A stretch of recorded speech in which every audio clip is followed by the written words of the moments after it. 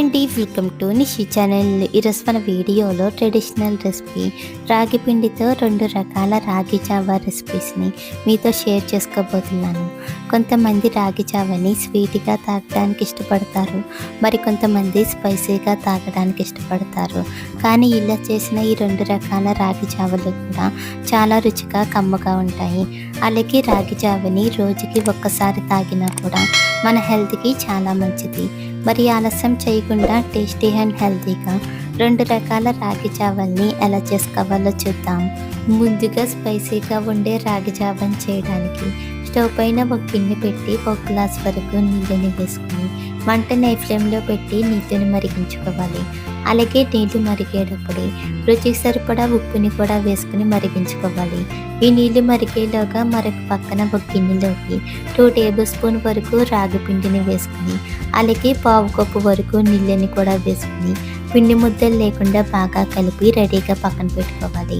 ఇప్పుడు స్టవ్ పైన ఉన్న నీళ్ళు మరిగేటప్పుడు మంటను లో ఫ్లేమ్లో పెట్టి మనం ముందుగా కలుపుకున్న పిండిని తీసుకుని మరొకసారి కలిపి నీళ్ళల్లో వేసుకోవాలి. ఇప్పుడు మంటను లో ఫ్లేమ్లోనే ఉంచి కలుపుతూ 4-5 నిమిషాల పాటు ఉడికించుకోవాలి. మనం కలపకుండా వదిలేసామంటే ఈ రాగి పిండి అడుక్కు వెళ్ళిపోయి మాడిపోతుంది. సో అందుకని కలుపుతూ ఉడికించుకోవాలి. ఇలా 5-6 నిమిషాలు అవ్వేసరికి ఈ రాగి జావ చిక్కబడి కాస్త దగ్గరకైతే అవుతుంది. ఇప్పుడు స్టవ్ ఆఫ్ చేసుకుని ఈ గిన్నెని పక్కకు దించుకుని పూర్తిగా చల్లారేంత వరకు పక్కన పెట్టుకోవాలి. ఇది చల్లారాక ఇప్పుడు ఇందులోని లైట్గా పులిసిన మజ్జిగని వేసుకుని ఒకసారి మొత్తం కలిసేలా కలుపుకోవాలి. ఇక్కడ మనకి రాగి జావ చిక్కగా ఉండాలంటే కొంచెం మజ్జిగని తక్కువగా వేసుకోవాలి. అదే పలుచగా ఉండాలంటే కొంచెం మజ్జిగని ఎక్కువగా వేసుకోవాలి. మనకు కావాలంటే ఈ రాగి జావలో సన్నగా కట్ చేసిన ఉల్లిపాయ ముక్కలు, పచ్చిమిరపకాయ ముక్కలు, అలాగే సన్నగా తరిగిన కొత్తిమీర ఆకును కూడా వేసుకోవచ్చు. అంతే సింపుల్ అండ్ హెల్తీగా స్పైసీగా ఉండే రాగి జావ అయితే రెడీ అయిపోయింది.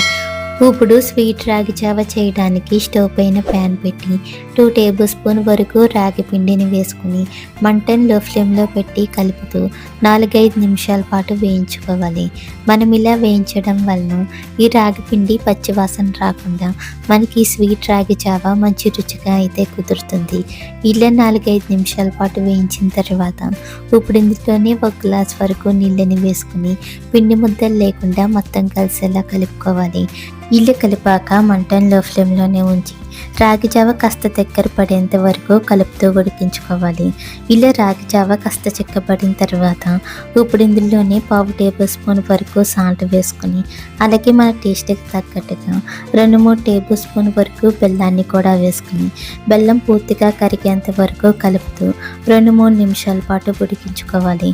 అవసరమైతే కొద్దిగా నీళ్ళని వేసుకుని ఉడికించుకోవచ్చు.